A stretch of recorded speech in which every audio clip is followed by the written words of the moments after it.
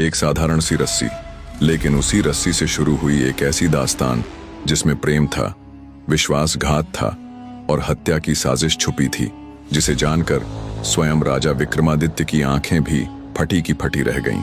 यह वही राजा विक्रमादित्य थे जो दिन में दरबार में न्याय करते और रात को साधारण वेश बदलकर गलियों की खाक छानते। कहा जाता है अपराधियों की नींद इसलिए उड़ जाती थी क्योंकि उन्हें डर था न जाने किस मोड़ पर, किस अंधेरे में स्वयं राजा विक्रम मिल जाएं। ऐसी ही एक रात वे वेश बदलकर नगर का भ्रमण कर रहे थे कि उन्होंने एक सेठ के घर पर एक झरोखे से रस्सी लटकती हुई देखी। यह इस बात का प्रमाण था कि सेठ के घर को कोई चोरी के इरादे से घुसा हुआ है। वे सोचने समझने में समय गंवाए बिना रस्सी की सहायता से ऊपर चढ़ गए। ऊपर पहुंचने के बाद उन्हें एक कक्ष की ओर से कुछ आहट सुनाई दी। तलवार हाथ में लिए दबे पांव उस कक्ष की ओर बढ़ने लगे। राजा ने उस कक्ष के बाहर द्वार पर रहकर आहट सुनने की कोशिश की। तभी उन्हें एक स्त्री का स्वर सुनाई दिया। स्त्री कह रही थी, अब प्यार मोहब्बत बहुत हो चुका, अब जरा वह काम करके दिखाओ जिसकी आशा में मैं तुमसे मिलती हूँ। मेरा पति अपने शयन कक्ष में गहरी नींद में सोया हुआ है, तुम जाओ और उसका वध कर डालो। मैंने उसे इतनी मदिरा पिला दी है कि एक एक अंग भी काट डालोगे तब भी वह बेहोशी की हालत में ही पड़ा रहेगा। ये सुनते ही राजा के पैरों तले जमीन खिसक गई। राजा समझ गए कि यह स्त्री तो सांप भी मर जाए और लाठी भी न टूटे वाली चाल चल रही है। पति को मरवाकर भी धन और प्रेम दोनों पाना चाहती है। अपने ही पति के प्रति ऐसी सोच रखने वाली स्त्री की बातें सुन राजा ने दम साधे अपने कानों को दरवाजे पर टिका लिया। उत्तर में चोर का कंपित स्वर सुनाई पड़ा, नहीं नहीं, मैं यह पाप नहीं कर सकता। मैं लुटेरा अवश्य हूँ मगर हत्यारा नहीं। यह बात सही है कि मैं तुमसे प्रेम करता हूँ, तुम्हें देखे और तुमसे मिले बिना मुझे चैन नहीं मिलता। इसी कारण मैं रस्सी के सहारे तुमसे मिलने यहाँ आता हूँ, मगर किसी निर्दोष की हत्या करना मेरे वश में नहीं है। यदि तुम मुझ पर आसक्त हो तो अपने पति को त्याग कर मेरे साथ चलो। तुम जहाँ कहोगी वहाँ ले चलूंगा। पूरा प्रयास करूंगा कि तुम्हारा जीवन मेरे साथ सुखपूर्वक बीते। हवस और धन के मोह में फंसी सेठानी ने कहा, तो फिर मुझे ही यह कार्य करना होगा।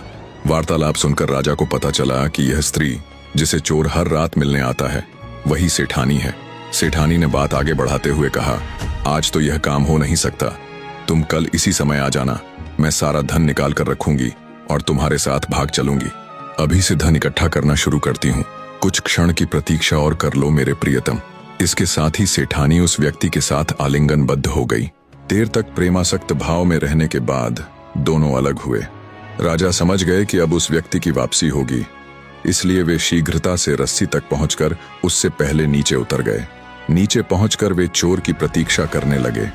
जैसे ही चोर रस्सी के सहारे नीचे आया, राजा ने उसकी गर्दन पर तलवार रखकर आदेशपूर्ण स्वर में कहा, खबरदार, तुम राजा विक्रम की तलवार की धार के नीचे हो।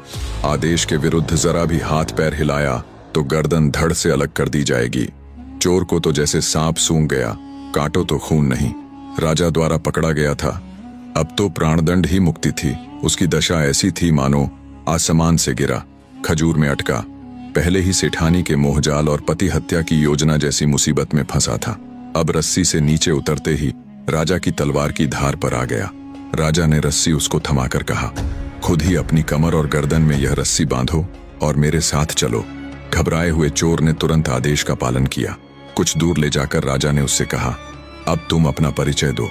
यदि तुम सच बोलोगे तो संभव है कि तुम्हें कम से कम दंड मिले, पर यदि झूठ बोले तो तुम्हारी मौत बड़ी भयानक होगी, क्योंकि मैंने तुम्हारी और सेठानी की सारी बातें सुन ली हैं।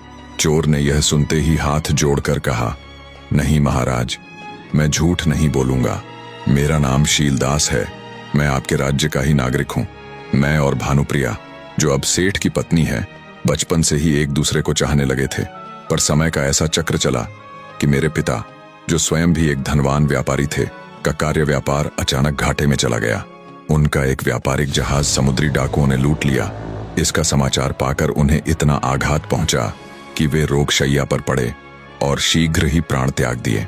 उनके अंतिम संस्कार के बाद मैंने प्रण किया कि जब तक उन समुद्री डाकुओं से बदला नहीं लूंगा, चैन से नहीं बैठूंगा। बरसों भटकने के बाद मैं उनके गिरोह में शामिल होने में सफल रहा। उनका पता ठिकाना जान गया।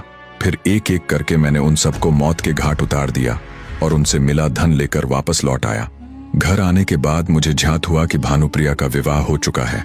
मैं उसके प्रेम में व्याकुल हो गया। संयोग से विवाह के कुछ दिनों बाद जब वह मायके आई तो मुझसे चोरी छिपे मिली। मैंने उससे शिकायत की कि जब वह मुझसे इतना प्रेम करती थी तो प्रतीक्षा क्यों नहीं की। मैंने उसे बताया कि मेरे पास बहुत धन है, यदि वह चाहे तो मेरे साथ भागकर किसी दूसरे राज्य में सुख से रह सकती है। भानुप्रिया ने मुझसे 9 लखा हार की मांग की।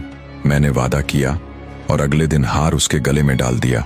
फिर भी वह मेरे साथ भाग चलने में टाल मटोल करती रही। आज उसने मुझसे कहा कि यदि मैं उसके पति की हत्या कर दूं तो वह मेरे साथ चलेगी। मैंने इनकार कर दिया। तब उसने कहा कि वह स्वयं ही कोई उपाय करेगी और धन इकट्ठा कर मेरे साथ भाग जाएगी। उसकी कहानी सुनकर राजा ने कहा, मुझे प्रसन्नता है शीलदास कि तुमने सच बोला, मगर दुख इस बात का है कि तुम एक विवाहित स्त्री के प्रेम मोह में फंसे रहे। सोचो, वह तुमसे प्रेम करने के बाद भी विवाह को राजी हो गई। विवाहित होने के बाद भी तुम्हें छलती रही। 9 लखा हार पाकर भी तुम्हारे साथ राज्य छोड़कर जाने को तैयार न हुई। उल्टे पति हत्या के अपराध में तुम्हें फंसाना चाहती थी। यह सुनकर शीलदास राजा के चरणों में गिर पड़ा और बोला, आपने मेरी आंखें खोल दी महाराज। मैं अपनी भूल पर लज्जित हूँ। जो भी दंड देंगे मुझे स्वीकार है। राजा ने दया दिखाते हुए कहा, तुम्हें दंड से मुक्त करता हूँ। तुमने समुद्री डाकुओं का सफाया करके साहसिक कार्य किया है, अतः तुम्हें अपनी सेना में सम्मान का पद प्रदान करता हूँ। अभी मेरे साथ राजमहल चलो, कल मैं स्वयं भानुप्रिया को देखने जाऊंगा। अगले दिन मध्यरात्रि को राजा ने शीलदास का वेश धारण कर सेठ के मकान पर रस्सी फेंकी। अपने प्रेमी को आया जानकर सेठानी ने एक गठरी नीचे फेंकी जो स्वर्णाभूषणों और मुद्राओं से भरी हुई थी। वह स्वयं भी रस्सी से नीचे उतर आई। निकट आकर उसने उत्सुकता से कहा, मैं तुम्हारे लिए लाखों स्वर्ण मुद्राओं के बराबर धन ले आई हूँ। मेरे पति की हत्या करना तुम्हारे वश में न था, इसलिए उसे मैं स्वयं विषपान कराकर ठिकाने लगा आई हूँ। प्रेमी के वेश में राजा उसकी बातें सुनते रहे, पर अचानक राजा का मौन देखकर सेठानी को संदेह हुआ। वह झपटकर उसकी दाढ़ी मूंछ नोचने लगी और कंबल हटा दिया। अपने प्रेमी के स्थान पर किसी और को पाकर वह सन्न रह गई। वह तुरंत चिल्लाने लगी, बचाओ बचाओ, ये चोर मेरे पति को विष देकर मार डालने के बाद मेरा धन लूट कर भाग रहा है। राजा उसकी मूर्खता देखते रहे। छुपे हुए नगर कोतवाल और सिपाही शोर सुनकर दौड़े चले आए। राजा के संकेत पर उन्होंने सेठानी को गिरफ्तार कर लिया। धोखे की भेंट चढ़ चुके सेठ का अंतिम संस्कार पूरे रीति रिवाज से किया गया। अपराध और छल की जालसाजी में घिरी हुई सेठानी को जब अपने किए का बोध हुआ तो उसी रात कारागार में ही विष पीकर अपनी जीवन लीला समाप्त कर ली। सच यही है, अपनी करनी अपने गले। राजा ने शीलदास की बहादुरी और सच्चाई देखी और उसे अपनी सेना में सम्मान दिया। सेठानी, जिसने लालच और धोखे में अपनी आत्मा खो दी, अपनी चालाकी की कीमत चुकाकर चली गई।